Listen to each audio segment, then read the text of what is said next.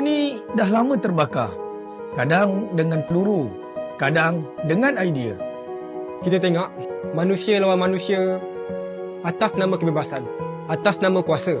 Tapi siapa sebenarnya yang menang? Kos hidup naik, tapi nilai hidup turun. Teknologi makin maju, tapi jiwa makin rosak. Kita pandai bina dunia, tapi kosong bila ditanya untuk apa. Semua orang cari arah, tapi tak semua berani akui. Kita sebenarnya sesat dalam sistem yang kita cipta sendiri.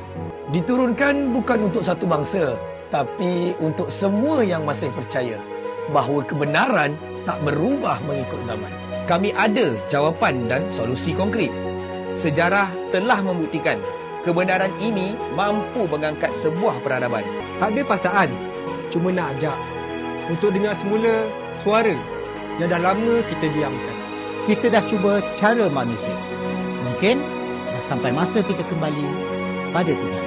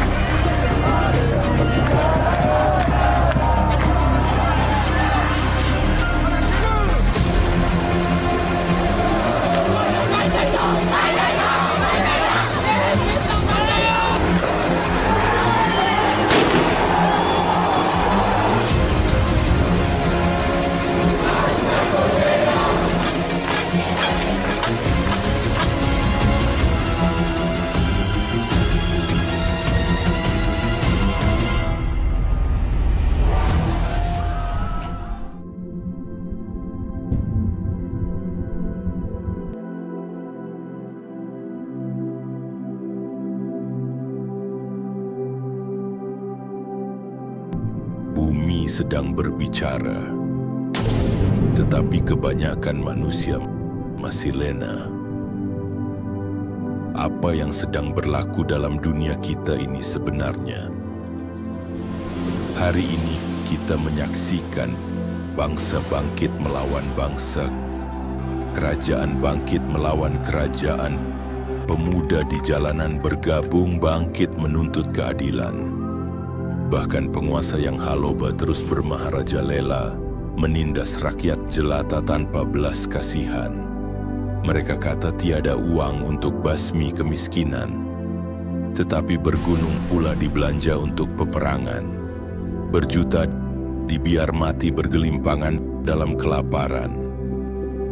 Telah nampak kerosakan di darat dan di laut disebabkan kerana perbuatan tangan manusia.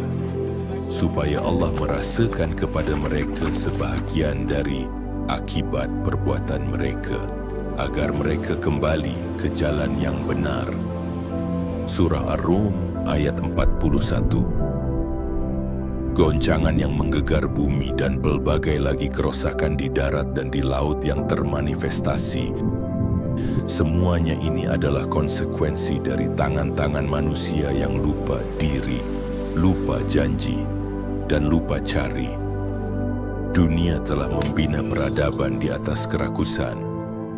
Ketamakan materi telah mengaburi nilai ihsan sesama insan. Integriti, moral, prinsip kebenaran dan keadilan dalam kehidupan tiada lagi nilainya dalam kamus kemanusiaan. Lantas, bagaimanakah nasib kita semua ke depan? Di sini saya bekalkan satu petikan untuk direnungi. Jikalau kalian mahu melihat masa depan sesebuah negara, maka lihatlah pada anak mudanya hari ini. Saidina Ali. Kita baru saja menyaksikannya bersama betapa parahnya keadaan anak muda sedunia hari ini. Revolusi Gen Z yang sedang meledak marak di serata dunia adalah buah yang bumi sedang tuai hasilnya. Dari benih yang mengakar buruk yang para penguasa kegelapan ini tanam dan disiram melalui pemerintahan yang tidak berpaksikan kebenaran dan keadilan dari pencipta alam. Hilangnya harapan kepada sistem kehidupan yang pemuda dunia ini dambakan telah mencetuskan ledakan emosi yang saling menghancurkan. Lantas, bagaimanakah nasib kita semua ke depan? Pemuda-pemudi ini adalah generasi penerus yang akan meneruskan untuk mengurus bumi ini. Bahkan merekalah harapan untuk kembalikan kesejahteraan hakiki. Tetapi jika mereka terus dirosakkan sebegini, apalagi yang mampu kita harapkan? Anda mungkin beranggapan ini semua tiada kaitan dengan hidup Anda kerana Anda juga sedang memikul bebanan yang sudah cukup berat untuk ditanggung sendirian. Mungkin Anda juga berfikir urusan dunia luar ini bukanlah urusan kalian. Tetapi ketahuilah wahai teman, kita ini hidup di dalam dunia yang saling berkaitan dalam kitaran. Apa yang berlaku di jalanan akan berdampak memberi kesan kepada atasan sehingga perekonomian global akan ikut bergoncangan. Dan apabila resesi ekonomi datang menekan kehidupan rakyat jelata, perut anak yang lapar akan menggoncang kewarasan ibu bapa. Kelak menjurus kepada ketegangan sosial sehingga manusia akan menghancurkan sesama. Lantas, kekuasaan politiklah tempat rakyat teraniaya ini akan panjat untuk melampiaskan nafsu amarah mereka yang selama ini terpendam di dalam jiwa. Emosi kolektif manusia yang terbakar dan tidak dipadam ini, apinya kelak akan menjilat seisi bumi hingga jahanam. Setiap rusuhan yang berlaku, setiap goncangan yang menghancur jalanan adalah peringatan dan suara yang memberitahu kita bahawa dunia ini ada batasnya dalam menghadapi tekanan dan kita sudah mencapai ke titik yang tidak bisa diundurkan. Dia sedang memperingatkan kita semua bahawa segala sesuatu yang dibina atas pemikiran manusia hujungnya akan punah bergelimpangan. Bumi hari ini sedang mengerang dalam penderitaan di bawah beban dosa turunan. Dan kini seluruh isi bumi sedang menantikan penebusan insan-insan pilihan yang mahu berperanan memulihkan keseimbangan alam ciptaan Tuhan. Bagi insan-insan yang mengimani perkataan Tuhan, segala gegaran ini bukanlah tanda kehancuran, tetapi ia adalah tanda nyata untuk melahirkan zaman keagungan. Ia adalah transisi memasuki zaman yang dijanjikan.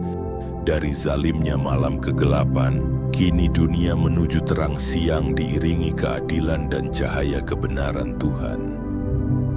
Dengan kitab itulah Allah menunjuki orang-orang yang mengikuti keridaan-Nya ke jalan keselamatan, dan dengan kitab itu pula Allah mengeluarkan orang-orang itu dari gelap gulita kepada cahaya yang terang benderang dengan seizinnya dan menunjuki mereka ke jalan yang lurus. Al-Maidah 5 ayat 16.